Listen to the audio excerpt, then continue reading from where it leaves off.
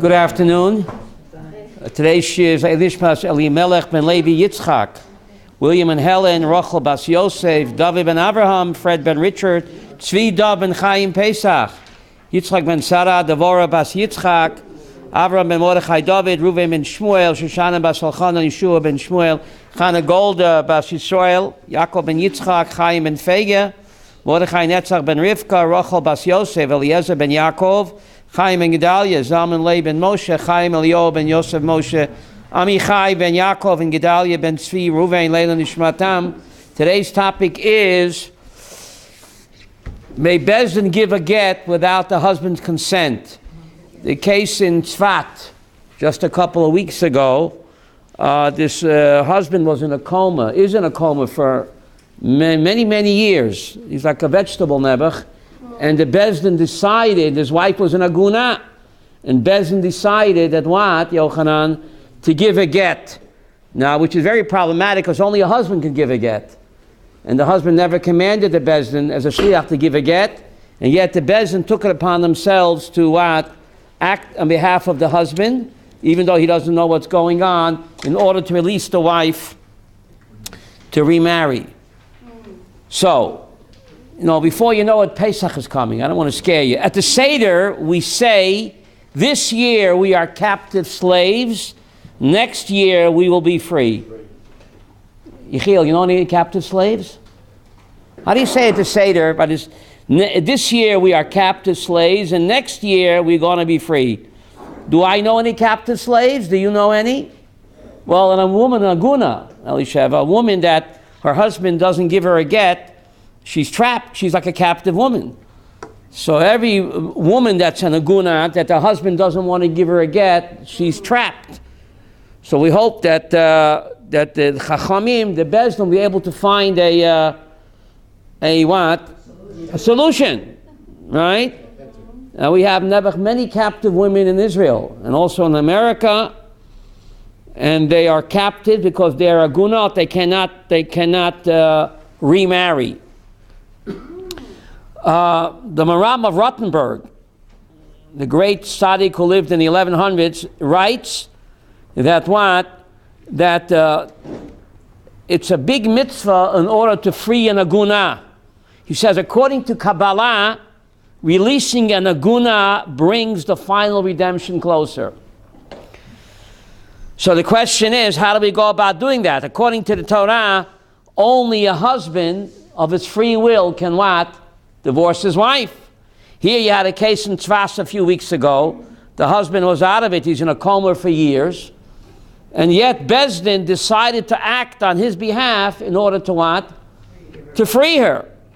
What about all the other cases where the husband is not in a coma, but maybe he should be, and he refuses to divorce his wife? And what can Beit Din do for that solution? Is there a solution for that? So if you take a look at your source sheet, which says, may Beit Din give a get without the husband's consent, the case in Tzfat. Source number 1, the Shulchan Aruch. Now, in the Middle Ages, you have to remember that certain Jews became Christian. They changed their religion. They became, in fact, the worst Jew haters in the Middle Ages were what? Were converts to Christianity. The famous case of Pablo Cristiani against the Ramban. So you had cases where the husband became a Christian and he left the wife with the children. Now, she can't remarry. And he became a monk or whatever. So what's the story? She's still a married woman. So source number 1 in the Shulchan Aruch, you see that, Rabbi Abraham? Haga, imbala mumar. If the husband became a mumar means changed his religion, became a Christian. The Yedina Shimader Shachar get, and we know the wife what? Wants a get, and she's trapped. He don't want to know from it. What's a get? I'm not Jewish no more. But meanwhile, she's trapped. Yeshaimim da mumar yochol liskois lo get. You hear it. The Ramah says that Beit Din can go to this mumar and say that what? We want to act as your agent and to divorce your wife. So certain opinions are that what? That it can be done. The Yesha Machmir and Gambazeh, and others say no.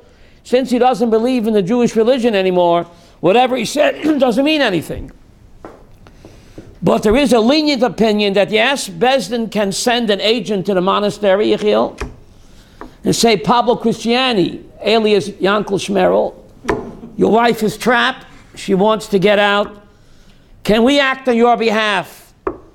So certain opinions are that the Ramah brings that what Yehuda, it can be done. Mumar. Let's say the brother-in-law became a mumar and the husband died with no children. Now she's trapped because she needs chalitza. You know what that is, right? But he's now a monk now. So what can be? The husband, while he's still alive, can appoint the Beit Din to act on his behalf to give his wife a get a minute before he dies. This way she won't what? Need chalitza from this mumar. So that can also be done. So you see, throughout the ages, the rabbis tried very hard, Sonia, to what? To find a solution. To find a solution to free this captive woman, as the rabbis did in Tzvat just a couple of weeks ago. Now, how far can we take this? There's hundreds of women in Israel that are mamish trapped. The husband holds out, blackmail, whatever, cruelty, and there's some husbands even sitting in jail, and yet they refuse to divorce their wives. So, can Beit Din do anything about it? So, source number 2. You know what the Heichel Yitzchak was? Sarah. He was the grandfather of the chief of the opposition today. What's his name? Yitzchak Herzog. His grandfather was the great chief rabbi in the 1940s, and he wrote Yitzchak Herzog, Zatzal, the grandfather of the modern Yitzchak Herzog. So he wrote in source number 2, he addresses this problem in the 1940s, the Heichel Yitzchak. Here, Gam lanias daiti lahir al ike divrei na noide Yehuda and the Chassam Sofer. They dealt with this. There's been agunas throughout Jewish history. So this Rav Yitzchak Herzog Zatzal quotes the Noide Yehuda and the Chassam Sofer from the late 1700s, who they deal with this question. Shesvurim bepashtut the efshel liskot et habal, that you can give merit to the husband, even though he what? Doesn't want to do it. Very strange. V'liten aburoi get li'ishtoim bedin schiyah. The Noide Yehuda and the Chassam Sofer went out on a ledge, Yechiel, and they said that if the husband really holds out, perhaps Beit Din can act on his behalf to give his wife a get, mitan schiyah. What does schiyah mean? Zochen la'adam shaloi b'fanov. There's a halachic principle: one may obtain a merit for a person even without his consent if the act is done to his benefit or advantage. Okay?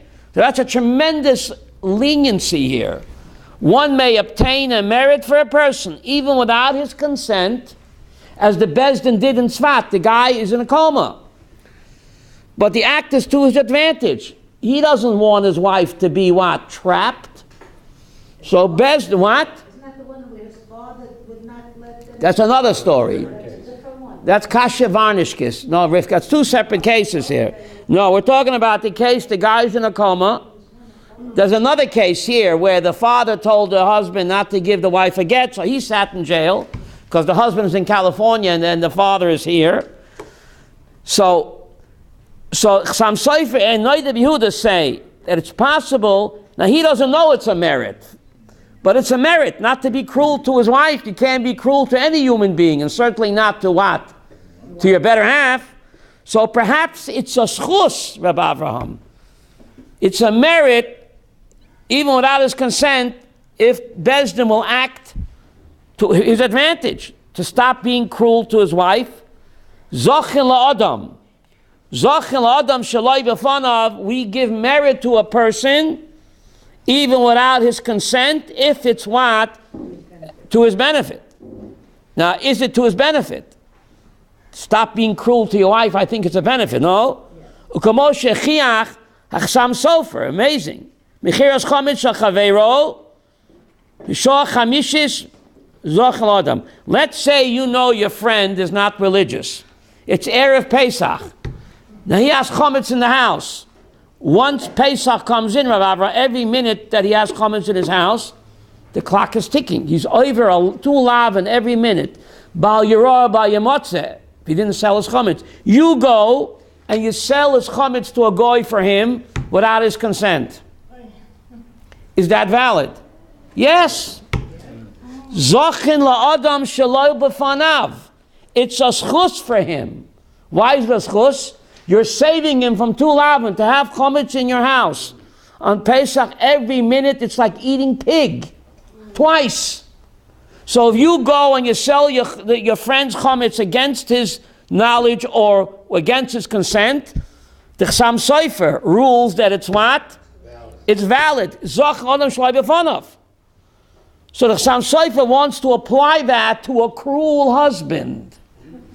That's really Reb Yaakov going out on a limb.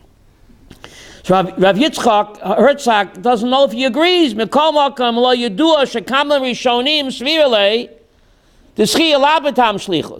if you're saying that you can do merit to a person without his consent, mitam shlichus. If you say schia mitam shlichut, you're acting, the court act as an agent. You're acting as an agent on behalf of your friend against his will to save him from 2 negative commandments. He has chometz in his house. And you're doing him a big tov if you want, sell it. So, Chassam Sofer says, maybe the same thing is by what? Freeing a captive woman. So he's saying, perhaps not, rak zeres hakosefu. Maybe it doesn't work with tam shlichus, shechoylem liskot, gam shaloi medas hazoche. Right? Maybe it doesn't work with tam what? Right? Bitam shlichut. Masha ein kain, nisinas get, but giving a get, maybe that has to be dafke miyad liyad. It's not like selling someone's chometz against his consent, where you're saving him 2 negative commandments. By a get, Yechiel, perhaps it's different because the Torah says you have to give it to her, or your agent has to give it to her. Either you give her the get, or you consciously and willingly what? Appoint an agent. Your agent is like what? Your hand. You hear what he's saying? So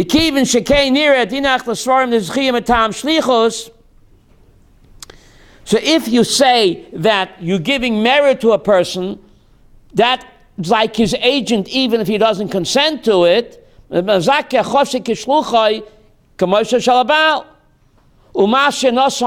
the Beit Din gives the get, even without her consent, Ki'ilu habal, you see Yehuda is going back and forth here. This is Bushi Herzog's grandfather. What a goin he was. So perhaps it does work bitam shlichus. What? Mashu noisen ki'ilu habal be'atzmai noisen. And when Beit Din gives the get, like in Tzvat, even without the husband's consent, because he's a veggie nebuch, he can't consent, he's in a coma, it's like he gave it, and therefore the woman is what? Released. Aval. But the bottom line, there got to be a but in there somewhere. 2 Jews, 3 opinions. Aval. See the bottom line, Rav Nochem? Underlined. Aval. You have it, Judah? Aval. But those who hold schia lav mitam shlichus, those who hold that giving merit to someone without his consent doesn't work mitam shlichus, side number 2. Side number 2 on top. Ni nami cholim shape mitam schia. Aval minolan, but how do you know? L'chadesh, this is a big chidush, shegam ma'isa hanetina, the actual giving of the get, shel ha-mezakeh. Who's the mezakeh in this case, Yehuda? Beit Din. Who says that that's considered what? Like the husband does it. So Chassam Sofer says it works. Rav Yitzchak Herzog said he's not so sure. So we're back, Rivka, to square one. Okay? So, go to source number 3. You know the Sarida Eish was? Rav Chil Yaakov Weinberg, Zeichet Tzadik Gevracha, Sonia, source number 3. This great Gaon called his tshuva sefer Sarida Eish. You know what that means? Survivors from the fire of Auschwitz. He survived Auschwitz. Wow. This great Gaon. And he wrote a tshuva sefer called Sarida Eish because I survived the fires of Auschwitz. So he deals with this shaila 60 years ago. Source number 3. V'achshav. What does achshav mean? Now. Novai lahatir hasheni shahah b'shem hagoin. He quotes the other rabbis who dealt with this shaila, that they were matir. Sheyesh lotet get, that it's possible to give a get al pi aklal the zachin la'adam shaloi b'fanav. Now, even though the husband is against it, but he doesn't know that it's for his benefit. He won't suffer the fires of hell if he stops being cruel to his wife. So Beit Din can act on his behalf. You hear this? Even against his will. Now, the chief rabbinate today is totally against this, totally against it. But look at this great tzaddik Sarida Eish quoting other poskim. Shehaba she'ola halacha she'oimim gam zochen meyadam.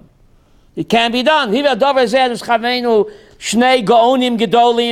He quotes other great rabbis who went for this.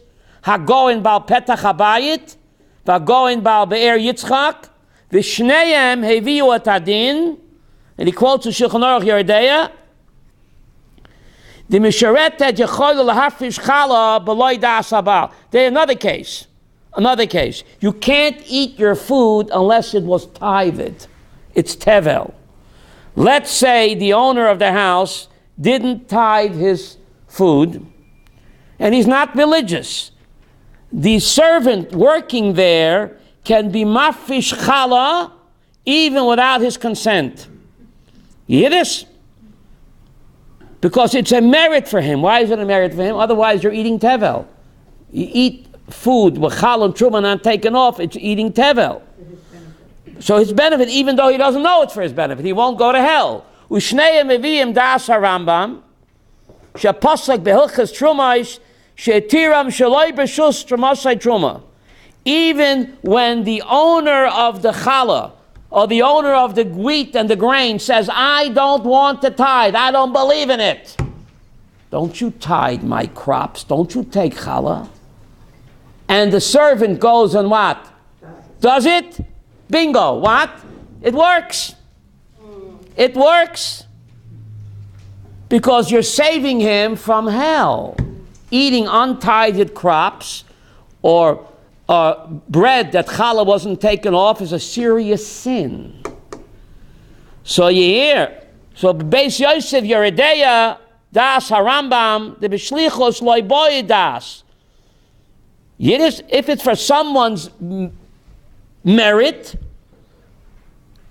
the guy doesn't have to appoint you. Yiddish, the b'shlichos loy boy das, says the Rambam. V'choy l'liska is gam lahoitzi miyadai.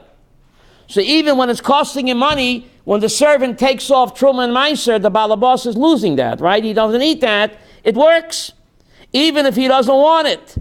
Because we have a klal, Reb Yaakov. Zachin la'adam shaloi b'fanav. We give merit to a person, even without his consent or knowledge, if it's to his benefit, meaning that he won't suffer in olam haba. It's a terrible sin to eat untithed what? Produce. It's a terrible sin to be cruel to your wife. Sonia, to be cruel to any human being is a terrible sin. Alachas kama v'kama, to be cruel to your better half. It's a terrible sin. So if Beit Din acts on his behalf, says this great tzaddik, 3 days, Rabbi Yaakov Weinberg, they're saving the husband from terrible punishment. So it should work. The zochel adam avol zochim adam lo yamrinan. But maybe it doesn't work. Sarah, he's going back and forth over here. I think it's called waffling. Waffle, not toast. See, he's going back and forth over here. See what it says from the husband on the right side there? No? Husband. Other poskim say, no, you can't compare tithing against someone's will with giving a get from the husband against his will, because the halakha is the husband has to give the get fully conscious and fully what? Agreeable. So where are we now? Right? Or you make him unconscious, right? It's not a joke. Right? The Rambam says something incredible. Well, when I finish the sources, I'll tell you what the Rambam says. We're not there yet. But anyway, Inyan Chomer, he says it's to take this responsibility to be mater and Eishes Ish. Maybe the get is not valid. She'd be committing adultery, and the kids she has from the second husband are what? Mamzerim chas v'sholem. You were saying, where it says from the husband there. See? The im yodim bavadai d'schus iloi. If we know for sure, it's a schus for him. Now, even though he says, I don't want to do it, but deep down, he doesn't want to go to hell. Savart, this Rav mikachin, nechona ma'od, that he's correct, that Beit Din can act on his behalf even against his will, because it's going to save him from terrible punishment. So he says here, in this case, Beit Din can write a get and give it to her even when the husband, what? Doesn't consent. Oh, this is the Rav Mikachin. Sri the Eish is quoting Rivka, the Rav of Mikachin. Okay? Can we compare it to when you beat the guy? One sec, we're not there yet. Let me get there. The Rav Mikachin, im yechoydem lichtoiv velosais get li isha beloy shlichas habal. That's the $64,000 question. V'rat mitam zchiyah. It's schusilo. It's a schus for him. Again, you're saving him from terrible punishment in Olam Haba. Here, v'kva kosavnu le'el hagoin, he quotes Bedova lehetir. He quotes other great rabbis that say it's okay. You hear? V'datoi, the end of the paragraph, v'datoi gamke lahate b'mokam shebar shechusi labal. So he's going back and forth. On the one hand, certain rabbis say you can do it because it's a schus. Other rabbis say no, he has to do it willingly and consciously. And how are you going to take this on your shoulders to be matir questionable adultery? Source number 4. Ored HaSheila. Now the Sheila is awakened. This is 60 years ago. Source number 4. You have it? Im gam biyomenu. If also in our days, you want one, Sarah? We have an extra one. Im gam biyomenu nitein mishus lishtamish beklal zeh. Now here you come to another. V'kol mekadesh adat rabbana mekadesh. When you get married, you say Harayat Mukadeshes li kedas Moshe v'Yisrael. You're getting married on the condition that the rabbis agree that the marriage is valid. Shezeh borur. You see that, Sarah? Koach lafkia kedushin. Rabbis have the power to retroactive lakor dovim in Torah. If the wife knew that her husband would be so cruel to her, it's a mekach ta'ut. How do you say that in English? Mekach ta'ut. She never would have agreed to marry this bum. So the whole marriage, Nechama, was a mistake. Like a vow. What? Like a vow. You say, In Lamafreya, so perhaps the rabbis can be null. What's it called? Annul the marriage. Lamafreya. So can you do that? I mean, the rabbis of old could do that. Can we do it? Huh? He's afraid, he says. What? Right? Can you do it? The rabbis in the Talmud could do it, but we are what? Chicken feed compared to them. Our shoulders, Sharon, are not as wide as the rabbis of the Talmud who actually did that. Whoever marries a woman, adopted Rabbanan Mekadesh, if the wife and the rabbis knew he would be so cruel to her and abusive, they never would have agreed to the marriage, so therefore the marriage is annulled limafreya. How do you say that in English? Retroactively. Are the children okay? What? Children are okay. They're not mamzerim, but Mamzerim is only for the Eishes Ish. No. A woman that has children out of wedlock, they're not mamzerim. So they're born, they're out of wedlock. They're out of wedlock, but they're not mamzerim. and she's still a mother of the father. Right? So you hear what's going on over here. So can you do that today? Can Beit Din do that today? Certain rabbis say yes, certain rabbis say no. Source number 5. Source number 5. You have that, Sarah. Ulam. Ulam means what? But.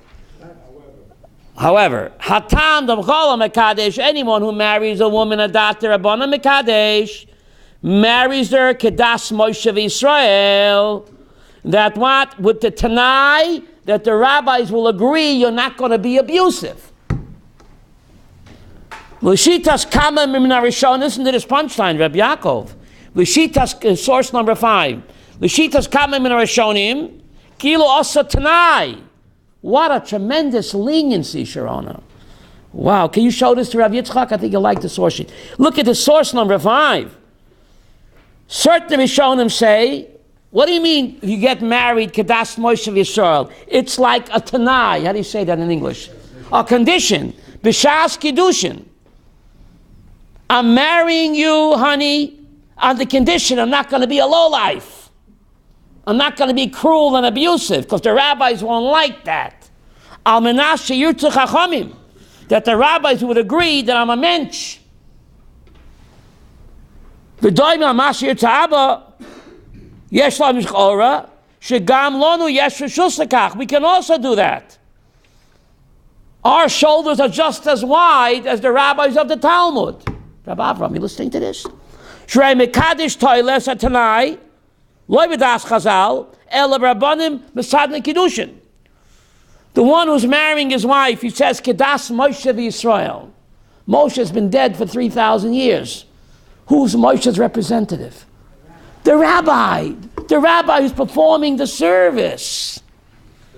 He is acting, or the Gedolah Hador, he's acting in the place of Holy Moses. And perhaps that's good enough. Shotam Yudu Maki, he knows the rabbi. He hired the rabbi to perform the service. So this rabbi is acting in the place of Holy Moses. I'm marrying you, even though it's not said, Sarah, on the condition that you're not going to be a lowlife, an abusive person. Otherwise, the marriage will retroactively be annulled.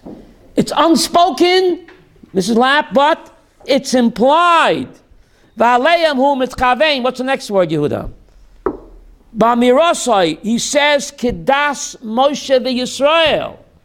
That's what he means. He's implying, I'm taking upon myself an unspoken condition that I'm marrying her with the consent of Moses' representative. Who's that?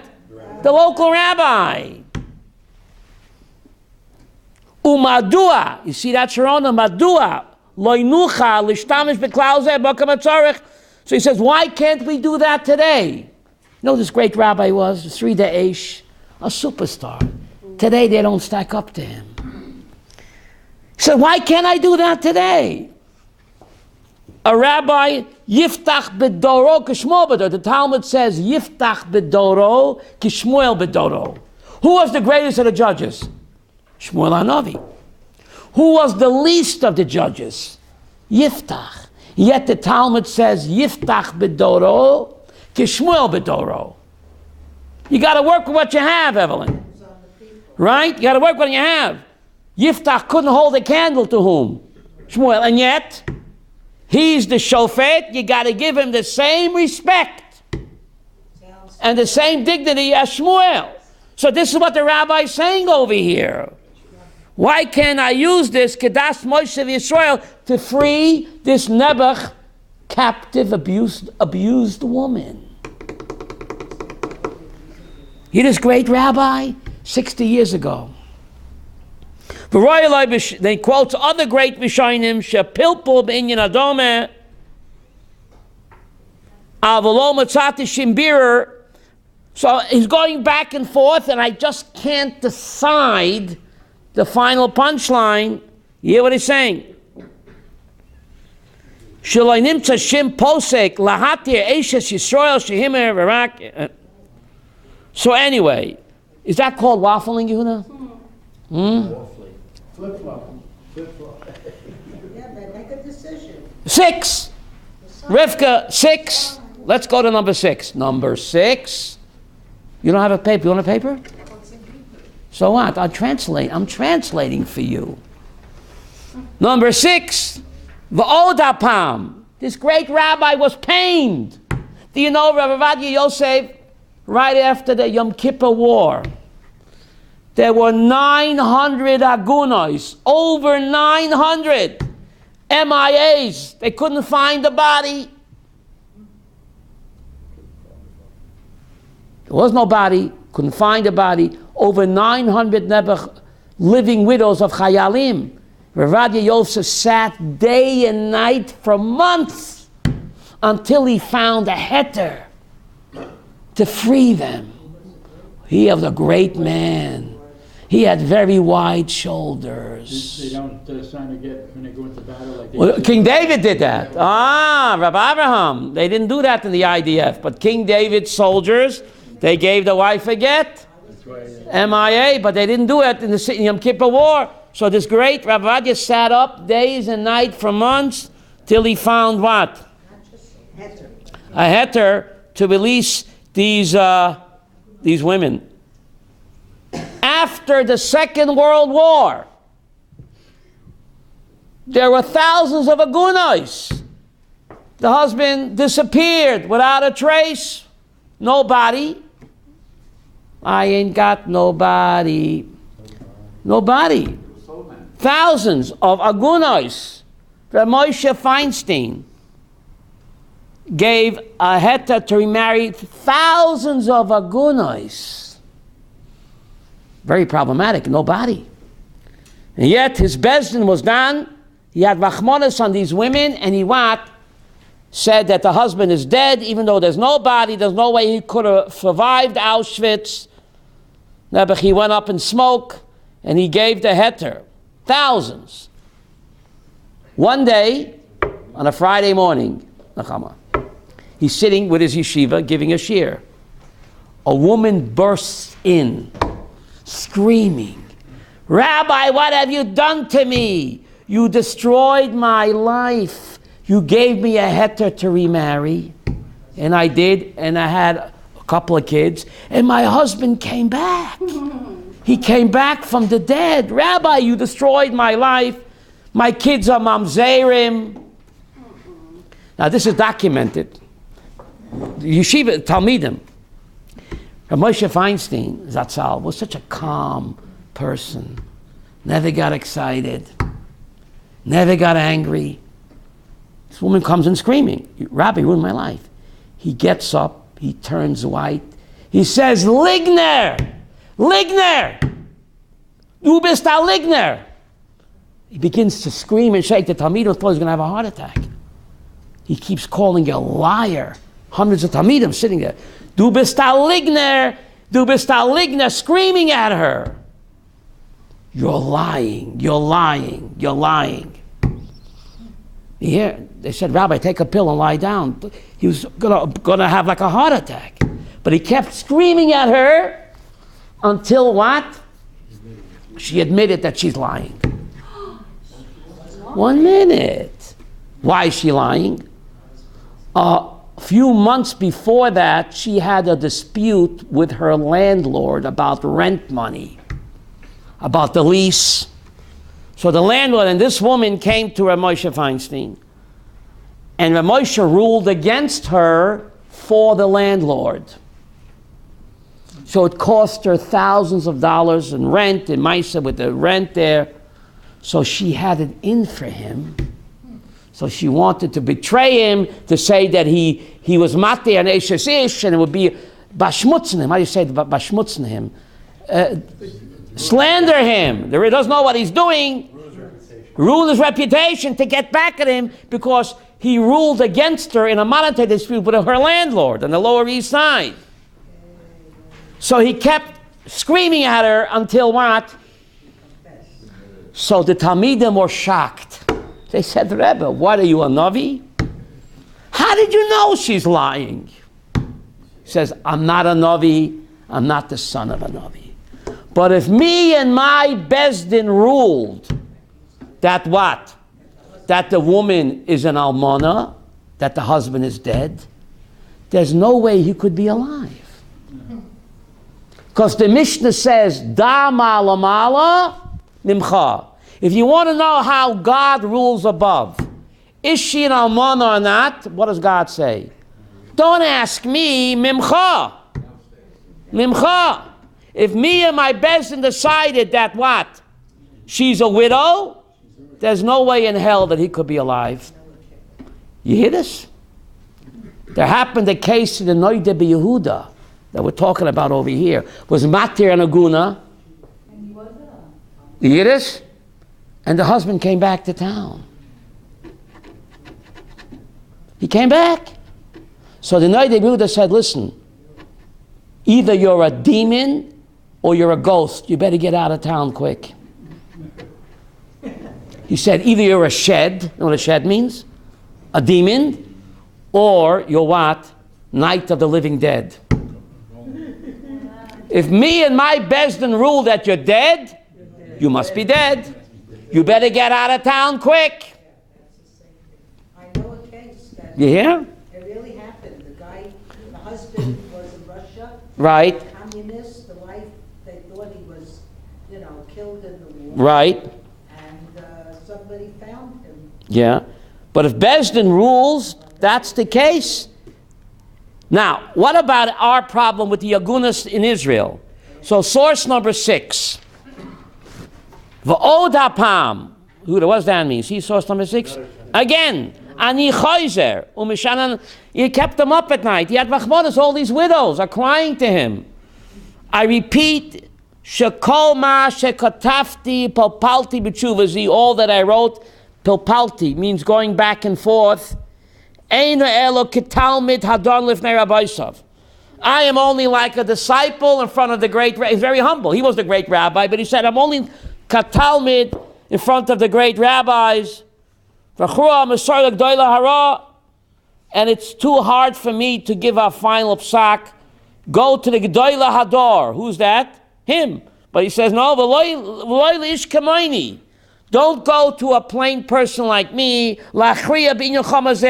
It's too difficult. Chamur. What does that mean? Too severe for a plain person like me. Ubeprat shemestimas harishayim masmash ein savim. A lot of Rishonim don't hold like the Maram Rottenberg. We'll get to him soon. The great Maram Rottenberg. And the Baal Petach Abayis, the Sam Sprecher, who they say, She'ech shel lichtov get le'isha b'ledi Zabal. The great Maram Rottenberg and the Sam Sprecher. And when the Yecheskel Landau, what's his name, for Prague, the Noide Yehuda, they said that yes, she'ef shel lichtov get le'isha, it is possible for Beit Din to what, Yehuda? To write a get for the isha below yedias habal without the consent of the husband. But other Rishonim say no. V'Hashem yishmareni. See how he ends up, Yehuda? V'Hashem yishmareni. May God what? Say, guard us me'le b'dvar halacha. So he's afraid to come down on either side.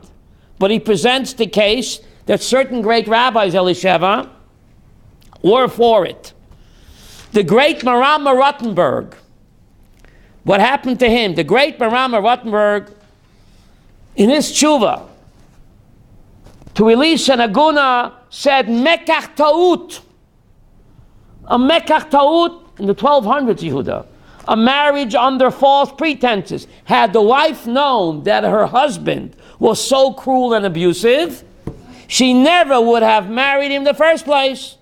Therefore, says Maram Rottenberg, the act of Kiddushin is annulled retroactively using the concept of Hefker, Beit Din, Hefker. Yehuda, what does that mean? Hefker, Beit Din, Hefker. What Beit Din will declare null and void is null and void. And again, the Maram, Kol Mekadesh, Adat Rabbana Mekadesh, everyone who contracts a marriage does so with the consent and agreement of the rabbis that you'll be a mensch. You're not going to be what? A lowlife. So the great Maram did this, Sam Sofer did it, the Noida Yehuda did it, and yet the rabbis today are what?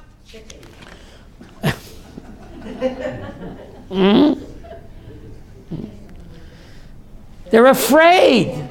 They're afraid. The Maharsha, you heard of the Maharsha, who lived in the 1500s, writes at the end of Talmud Bavli Yevamot. I'll quote in English. The Maharsha, the great Talmudic scholar and commentator on the Talmud, writes at the Masechta Yevamot, to free an aguna, our rabbis invoked many far-reaching leniencies.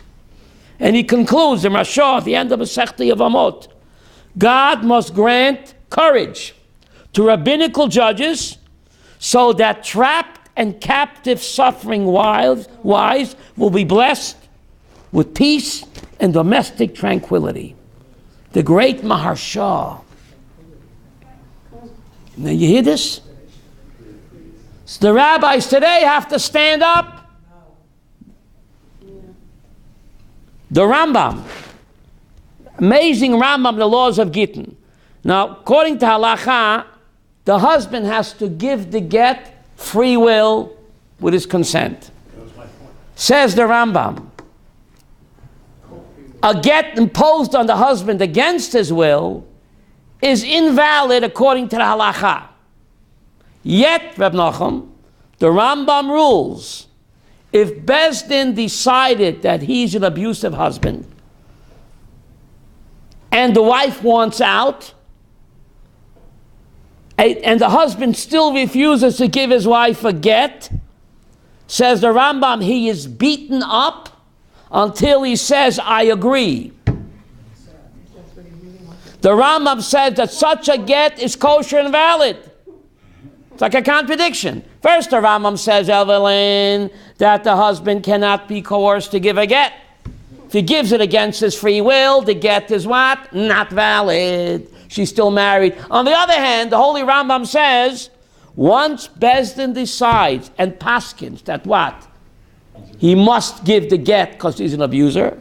And if he still refuses, they take him in the back room, the Chama, and they get a couple of John Gotti's boys. Remember John Gotti? Da da da da da da da. Carlo Gambino, to beat the daylights out of him until he says what? Uncle. I agree. Uncle, no, I agree. So the Rambam says, what am I playing games over here? He only says I agree, Golda, because he doesn't want to get punched anymore. So why is such a get valid? Says the Rambam, the same idea. The person deep down inside knows that to be cruel and abusive to your wife is a terrible sin. He doesn't want to go to hell. But Nebuch, the Yetzer Hara, got a hold of him. That's not really him. Does he want to burn in hell? But Nebuch, the Yetzer Hara, got the better of him. Says the Rambam, we beat the devil out of him. Literally, we beat the devil out of him. They got everything from us until he says, I agree. Because that's really him. He don't want to burn in hell. The Yetzer Hara Nebuchadnezzar famished. How do you say that? Mixed up. So we beat the devil out of him until he says, I do. And therefore, the Rambam says, the get is what? Kosher. So where are the great rabbis today? Are they greater than the Rambam? Huh?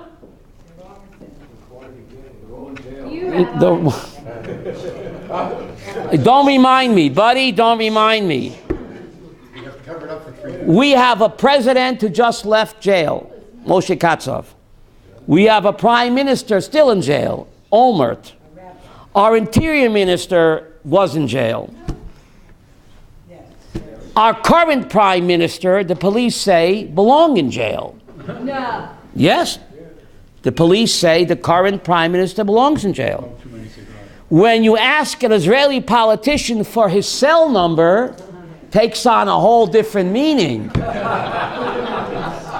Avram, cell number? It's an Ebuch, right? Too many cigars. Now when you say the Prime Minister, What? when you say they're upper echelon, you say they're upper tier? Upper tier. There's a new meaning. That one, Upper tier, right. Yes. Is it not possible in this day and age Yes. to, a lot of young couples write a prenuptial agreement? Okay. And is it not possible to put in some kind of a clause, like a get that's out tonight? So That's what they do now. that's what they do now. So this way the rabbis are off the hook. In the prenuptial agreement. So that's the rabbis are off. You write clearly. The problem is a lot of times it's not written, and yet the Rambam and the Maram and the Marsha and the Chassam Sofer say anyway, Beit Din can act on his behalf to save him from going to hell. They should go to hell anyway. This is a true story. A true story. This is a true story. Many years ago, one of Rav Shach's Talmidim in the Koilo, a big Lamdan got married. You heard of Rav Shach, right? He died at 107, 106, a few years back. A big tzaddik, Rav Shach, right? So he got married. A few weeks after the wedding, and this was a big Lamdan guy, the wife comes to him and she complains on the Talmud, the husband, listen, I tell him, take out the garbage, help me with the dishes, help me with the shopping, the laundry. He says, I can't, I'm too busy learning. Rabbi, I just can't take it anymore. This is your star disciple. The next morning, who rings the bell bright and early? Rav Shach. So the Talmud says, Rebbe, what are you doing here so early? He says, I hear you're too busy to take out the garbage. I'm here to take out your garbage. You're so busy? I'll take out the garbage for you. He said, Rebbe, no, I'll do it. Okay? You have to know, derech eretz kodma laTorah. Right? Derech eretz to your wife comes before the Torah. Now, why is our prime minister like a Sefer Torah, Sarah? Every week there's a new parsha.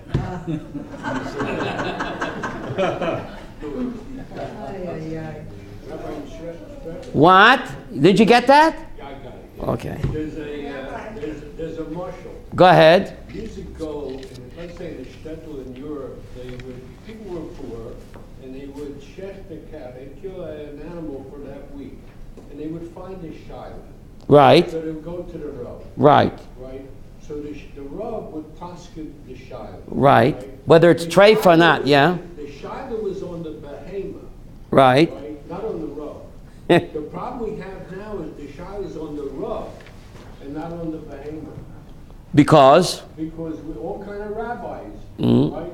They're in jail, they're out of jail, or what have you. B'chil Hashem, terrible. B'chil Hashem, what? So people don't respect the rabbis anymore. It's a big, terrible chil Hashem. But the rabbis have to have wide shoulders. If you consider yourself a rabbi, you have to paskin, and you have who to rely on. Who's bigger than the Maram Rottenberg, the Rambam, the Maharsha, the Chassam Sofer, the Noide B'Yehuda? Who's big? You have to, they're afraid. Rav Goren also. Rav Goren, that's right. He found solutions. Rav Goren found solutions. There's an amazing story of the Beis Yosef and the Ramah. You could read this story. The book is called Magid Mesharim. That's a diary. It's been translated into English. Maybe Manny's bookstore has it. The Beis Yosef, Rabbi Yosef Cairo, kept a diary. Yiddish Avram? For 40 years, every Friday night, who came to learn with him? A malach. A malach called him the Magid. Every Friday night for 40 years. So every Motzei Shabbos he would what? Write it down. And when he died, his wife collected it and she printed it. It's called Magid Mesharim. It's a diary maybe it's still available in English, of the great of Yosef Cairo, of his discussions with the Malach. Now, listen to this. Fasten your seatbelts for this, otherwise you'll fall off your chair. I don't hear the buckles yet. There was a famous aguna. This woman, never happened. The husband left on business, never came back. Years, never came back. She wants to remarry. She went to the Beis Yosef in Tzfat. She said, Rebbe, give me a heter. Give me a heter. I want to remarry. So they're down, the Shiloh, the Bezdin is down. They're down. Sorry, we can't give you a heter. There's no body. There's no evidence. Sorry, you can't be released. Perhaps your husband's still alive. You're a married woman. She didn't like that sack. So in those days, in the 1560, Jonathan, to travel from Tzfat to Poland, how'd you do it? Long time, by boat. So she went to Poland, to Krakow. Who did she meet there? The Ramah. Rabbeinu Moshe Israelish. So it's written on the Rambam's grave, it's written, Mimoshe ben Maimon, Moshe Rabbeinu Kam Kemoshe. On Rabbeinu Moshe Israelish's grave in Krakow today, it's written, Mimoshe ben Maimon ad Moshe Israelish lo Kam Kemoshe. He was the greatest Ashkenazi posek in Europe at the time when the posek in Eretz Yisrael was Rabbi Yosef Cairo. So she came to him and she told the whole story. Rebbe, husband abandoned me years ago. Can't take it no more. I want to get married. So his Bezdin Paskin what? She's an almana. Mazel tov. Your husband is dead. Get married. So amazing. From Tzfat to Poland, in those days there was no internet and no SMS, but the Ramah and the Beis Yosef communicated. How'd you do that without SMS? Internet, sent letters, right? Messengers went back and forth. Beis Yosef was very surprised because he, according to his Bezdin, she's still a married woman. And the Ramah ruled that what? She's a widow. So that Friday night when the Maggid came to visit him from heaven, what did he ask? Who's right? Are you sitting down, Rav Nachum? The Maggid says, Rabbi Yosef Cairo, you were right. The husband was still alive. But when she went to the Ramah, and the Ramah gave her a heter to remarry, he dropped dead.